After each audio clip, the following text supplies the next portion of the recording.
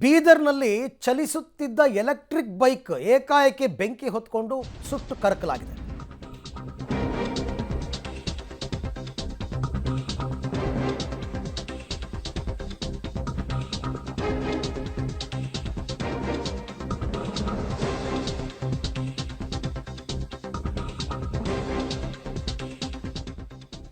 ಬೀದರ್ನಲ್ಲಿ ಚಲಿಸುತ್ತಿದ್ದ electric bike ಒಂದು ಧಗಧಗ ಅಂತ ಹೊತ್ತಿ ಉರಿದಿದೆ.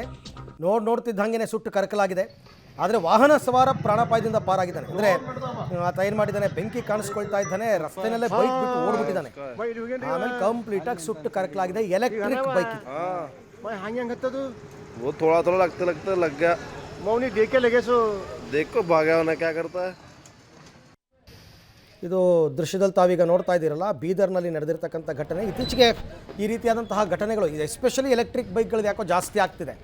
ರಾತ್ರಿ ಇಡೀ ಚಾರ್ಜ್ಗೆ ಹಾಕಿದ್ದಾಗ ಬೆಳಗ್ಗಿನ ಅಷ್ಟೊತ್ತಿಗೆ ಬೆಂಕಿ ಹತ್ಕೊಂಡು ಉರಿದಿರೋದು, ಅಥವಾ ರೋಡಲ್ಲಿ ಹೋಗ್ತಾ ಇದ್ದ ಹಾಗೆಯೇ ಬ್ಯಾಟ್ರಿ ಸ್ಫೋಟ ಆಗಿರೋದು, ಈ ಥರದ್ದೆಲ್ಲ ಘಟನಾವಳಿಗಳು ಆಗಾಗ್ಗೆ ನಡೀತಾ ಇದೆ.